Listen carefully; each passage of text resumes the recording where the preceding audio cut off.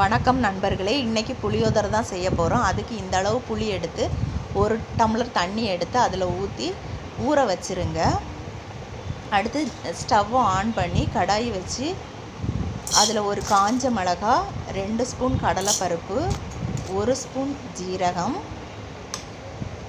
1/4 teaspoon வெந்தயம், 1/4 teaspoon மிளகு இதெல்லாம் போட்டு வறுத்து எடுத்துக்கணும். காஞ்ச மிளகா காரத்துக்கு ஏற்றால் போல் சேர்த்துக்குங்க. இந்த மிளகா காரமாக இருக்கனால நான் 1 எடுத்திருக்கேன். நல்லா வறுபடணும். இந்த அளவு ப்ரௌனிஸாக இருக்கணும். இந்த அளவு வறுபட்டால் போதும். இறக்கி ஆற விட்டுடலாம். நெக்ஸ்ட்டு ஒரு கடாயில் எண்ணெய் ஊற்றி கடுகு போட்டு, கடுகு பொரிஞ்ச உடனே கருவேப்பிலை போட்டு அதை வதக்கி விடுங்க. அது கூட 1 ஸ்பூன் மஞ்சள் தூள், 1 ஸ்பூன் பெருங்காயத்தூள் போட்டு அதையும் வதக்கி விட்டுட்டு ஊற வச்ச புளியை, அந்த புளி தண்ணியை மட்டும் எடுத்து அதில் ஊற்றுங்க.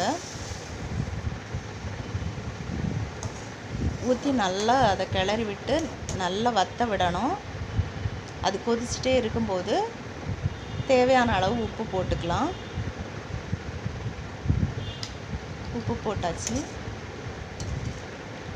இப்போ பாருங்கள், இந்த மாதிரி தண்ணியாக தான் இருக்குது. இது இன்னும் வற்றணும். மீடியம் ஃப்ளேம்லேயே வச்சு அப்படியே வற்ற விடுங்க. வற்றிருச்சு. அதுக்கப்புறமா ஆற வச்ச மசாலாவை நல்லா இடித்து கொரப்பாக இடிச்சிக்கணும். இடித்து அதில் போட்டு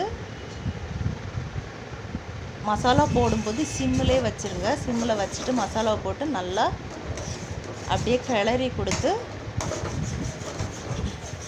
கைவிடாமல் கிளறணும். அப்படியே கெட்டியாக பேஸ்ட் பதத்தில் வந்துடும். அப்படியே எண்ணெயும் பிரிஞ்சு வரும். அதோட ஸ்டவ்வை ஆஃப் பண்ணிடலாம். அதுக்கப்புறம் வடித்து வச்ச சாதத்தை அந்த கடாயிலே போட்டு அந்த நல்லா கிளறி விட்டு